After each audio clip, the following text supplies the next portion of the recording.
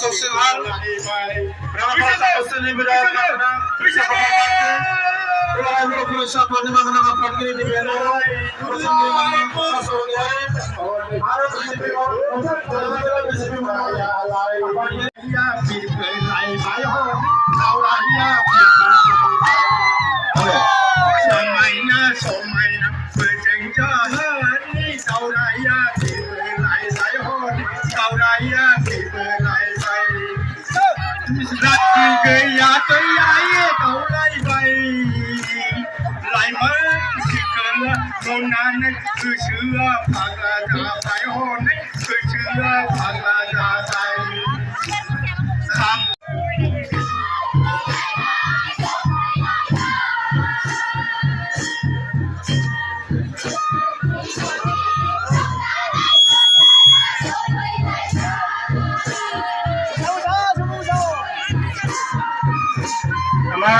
সম্মানীয় আলহী মন্ত্ৰী ডাঙৰীয়া আৰু বিধায়ক ডাঙৰীয়া ছাৰসকলক বৈশাখু আদৰিবৰ কাৰণে মই অনুৰোধ কৰিছোঁ।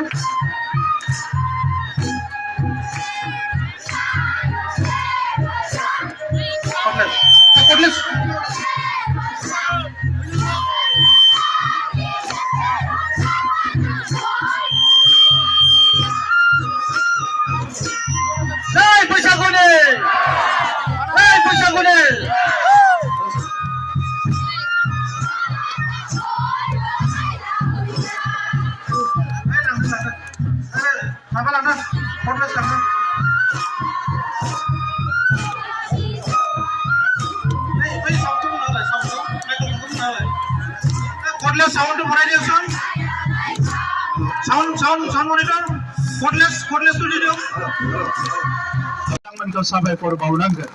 दा मानगोनां रायजोफोर दिनैनि समाव मोनसे मोजां थासारि फैबाय। बिपिएफआ मोनसे समाव फैनानै बेवहाय एमएलए गेलेफैदोंमोन धिकाजुलियाव। बिथांमोना साथाम मन्त्रि दङमोन। एखमबा फैनानै बा हाखौ सुनो फैयो, ड्रन लाना फैयो, माना फैयो, रायजो राजानिफ्राय फैसा खांनानै लाङो। साफा सानै दालाल हगारनानै थाङो। बिसोरो रायजो राजानिफ्राय फैसा खांनो नाजायो जे जों हा होगोन हा होगोन। नाथाय बिथांमोना बै समाव बिगासेबो हा होनो हालाङाखिसै। जोंनि समाव दायो 12,256 मानसिया दिनै खेबसेयावनो हानि मोनथायखौ मोननो हाबाय। दा बाकिखिनि हानि मोनथायखौबो मोननो थाखाय जोङो नारा नाथा नाजागासिनो दङ। दा आं खोनानो मोनदों सोरबा देउरिखौ बिथांमोना नांगोलनि सावगारियाव माने भट 19 गामिखौ थाबैनो सोगोन। बिनि उनाव साहा फारसे जि समाव बर' गामिफ्रा फरेस्ट राइटखौ मोनाखैमोन, बै समाव बे ओनसोलाव मानसि गैयै होननानैसो सरकारा मिथिगौमोन। दा बेनिखायनो थाबैनो बे गामिफोरखौ फरेस्ट राइटखौ होजोबनानै हानि मोनथायखौ होजोबनानै बे गामिफोरखौ सोसननायनि थाखाय जोङो थांखि लागासिनो दङ।